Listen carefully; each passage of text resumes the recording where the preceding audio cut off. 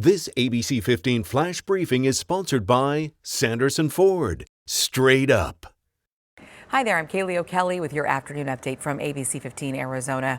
Our state inching closer to 728,000 coronavirus cases since the pandemic first hit Arizona.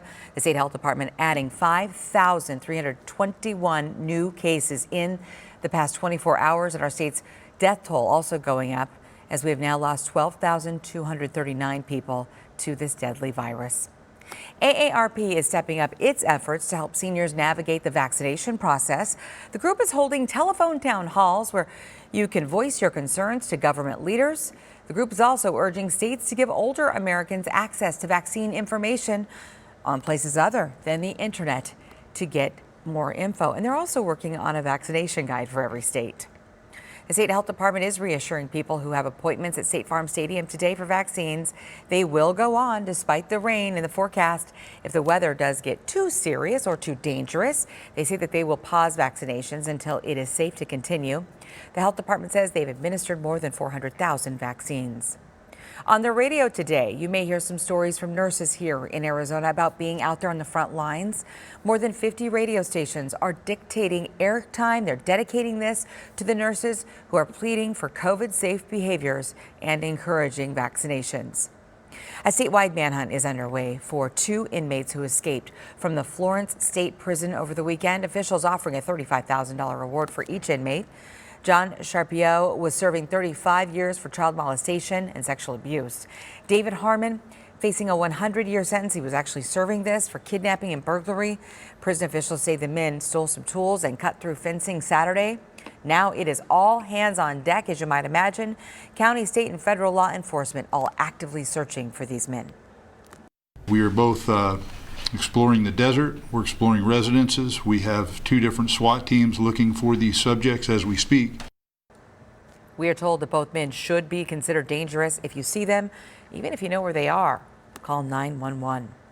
Mesa police, meantime, say they have arrested a man they believe is responsible for a string of home invasions and attempted sexual assaults. Police sending us a mugshot here at ABC 15 for Darius Love Bracewell. The 4 attacks happened at an apartment complex between Dobson and Alma School Road. There could be more than one complex involved here. This is just north of Southern. Happening today, members of the House will be delivering the article of impeachment against former President Donald Trump to the Senate. President Trump is charged with incitement of insurrection for his role in the violent attack on the U.S. Capitol earlier this month.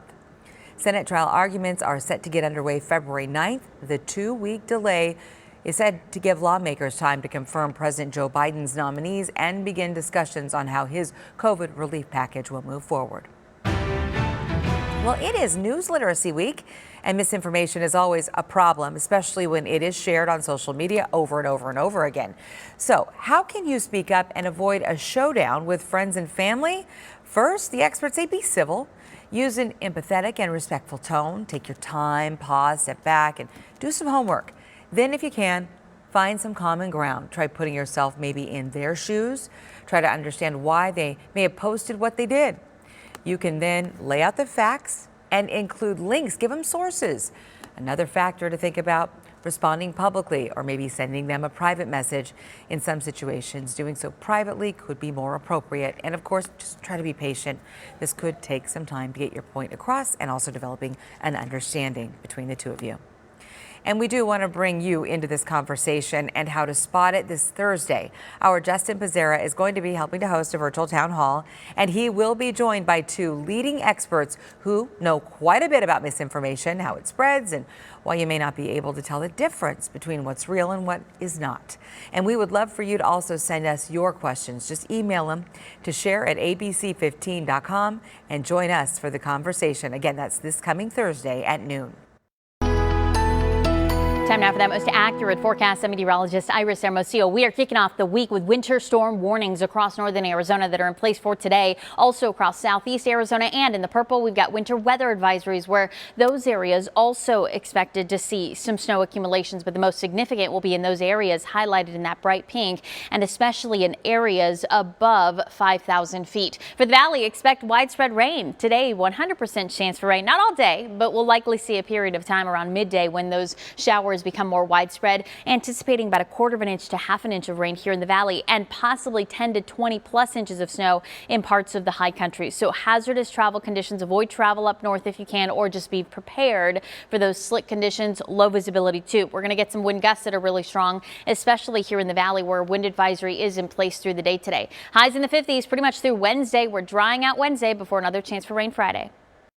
We've got another update for you tonight. Until then, get the latest news, weather, and traffic at abc15.com or by downloading our free ABC15 mobile app. Make it a great day. This ABC 15 Flash Briefing is sponsored by Sanderson Ford. Straight up.